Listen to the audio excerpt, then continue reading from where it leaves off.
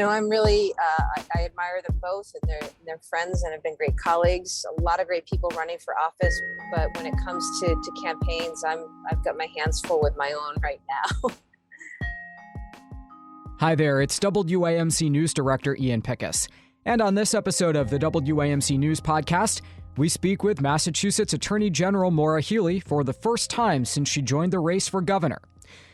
I spoke with the second-term Democrat after she made a trip to Western Massachusetts about her vision for the region, her top priorities for the state, and what she thinks of Governor Baker's decision to drop a mask mandate in schools at the end of the month.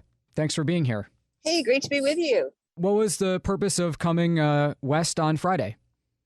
Well, the pandemic has been devastating for small businesses, including businesses in East Hampton and Holyoke and really around the state. So one of the things that my office did during the pandemic is we developed resources and we actually gave out grants to small businesses to help them meet payroll, pay rent, to help them with utilities and other expenses. And I wanted to go back and visit some of the places that received our funding. And that was great. So I was able to spend some time in the great city of East Hampton and visit stores there. And that was just great. It was a beautiful day, of course, in East Hampton. And then I went on to Holyoke, where I visited small businesses. Really exciting things happening in Holyoke as well.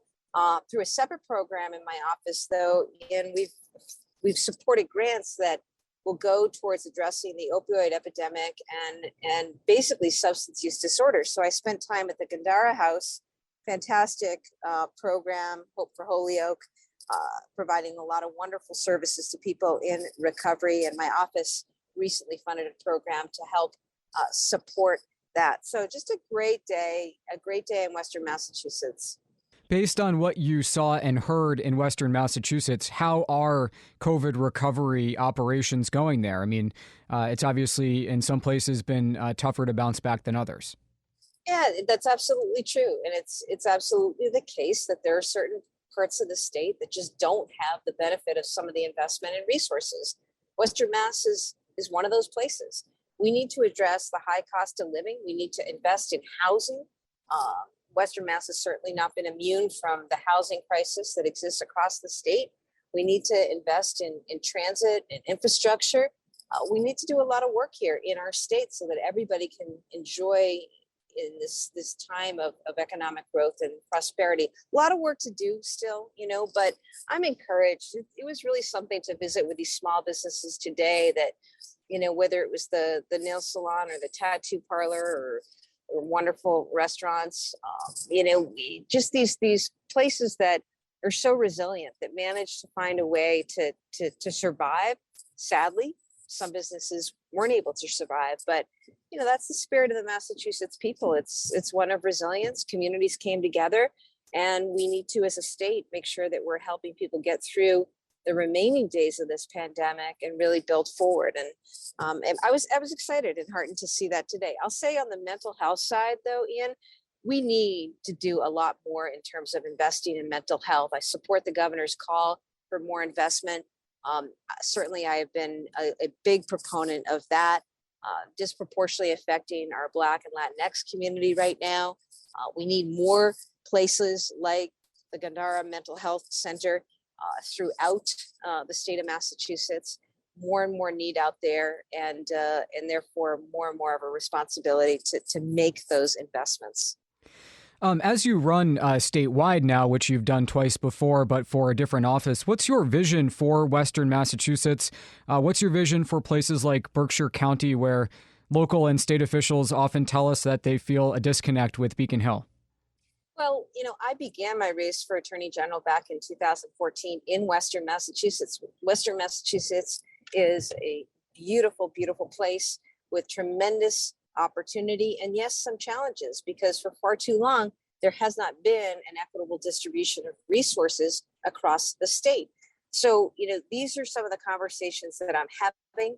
Again, we need people throughout this state, all residents, to benefit from the human capital, the intellectual capital, the innovative companies and industries that we have here in the state. And too many people have been left behind, including people in Western Massachusetts when it comes to the fact that right now rents are way up, houses aren't really affordable in many places.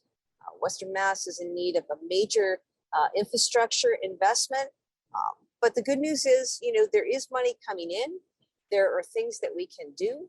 There are ways that we can expand job training programs. We can support and expand manufacturing.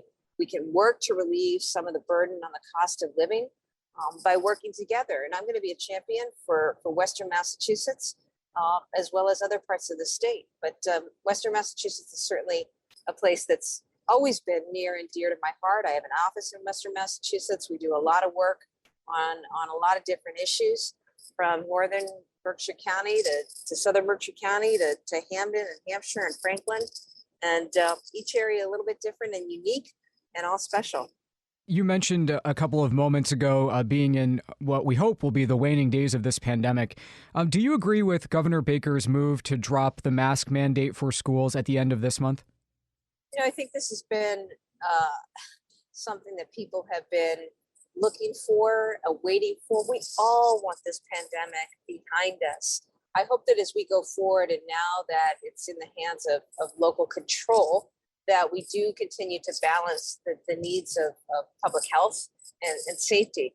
There are still parts of the state where there are really low vaccination rates when it comes to our young people, particularly ages 5 to 12. We've got to pay attention to that. And we've got to work to make sure that we're increasing those vaccination rates in those communities. So obviously, I've said, from the beginning that the data should drive this, the trend should drive this. I hope that we continue to see downward trends. I do hope we see much better vaccination rates when it comes to some of our communities where, some of the vax rates for kids are still in the teens. And that's just not where we need to be. We need to do much better. Just to be specific, though, do you think that February 28th is the right date to drop the mask mandate in schools?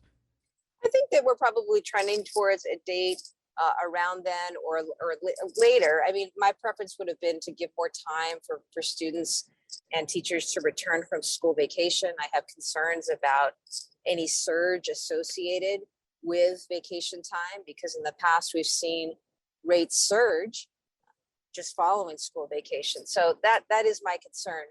But the governor's made his decision, and my hope is that local communities will take whatever steps necessary to make sure that our young people and educators are protected. We have two Western Massachusetts state senators, Adam Hines and Eric Lesser, both running in the field for lieutenant governor. Do you plan to make an endorsement in that race? I'm really, I admire them both, and they're friends and have been great colleagues. A lot of great people running for office, but when it comes to campaigns, I've got my hands full with my own right now. Lastly, President Biden's polls are sagging. My question is, how do you plan to energize Democrats in the midterms, which are expected to favor Republicans, at least nationally? I think there's tremendous enthusiasm around Democrats in this state. I think it also extends beyond Democrats. I mean, the state has a number of people who are unenrolled, in fact. And so, I think if you look at what I'm going to be talking about, I'm going to have the most aggressive plan when it comes to combating the climate crisis. I'm going to work to make childcare more affordable. Right now, that is standing in the way, particularly of women returning to the workforce. We're going to make the investments in transit and in housing. I think it's incredibly exciting what is possible in this state, in large part because of what President Biden has put forward and the funding that's coming into the state. We've never seen funding like this in at least, my lifetime. And it really gives us an opportunity, if we really invest and strategically deploy those resources, to do some really important things here in this state. And Democrats should be excited about that. And if they need to be fired up, I look no further than the fact that Corey Lewandowski, formerly with Donald Trump, is now going to be in our state as Jeff Deal's campaign manager. And that certainly should get people both concerned and fired up, ready to get to work. How come, specifically to Lewandowski? What do you mean? I mean, I don't think I have enough time to list the ways. I think we're all familiar with the agenda that he carried out. It's harmed this country. It's contributed to the erosion of our democracy, people's faith in government, a rise in vitriol and divisiveness, a rise in hate and extremism, which, by the way, we see here in Massachusetts. So many problems. And he was right there as Trump's right-hand man, helping engage in all sorts of acts that were illegal, unconstitutional, and really hurt a lot of people in this state and across the country. And so, anti-immigrant, anti-choice, climate denier, you name it. It's a problem. That's sadly, that's the campaign represented on the Republican side right now. Massachusetts State Attorney General Maura Healey is also a candidate for governor, and she spoke to us after a visit to Western Massachusetts on Friday. Thank you very much, Attorney General, for spending the time with us. Hey, great to be with you. All right, that does it for this episode of the WAMC News Podcast. Thanks so much for listening. Until next time, I'm Ian Pickus.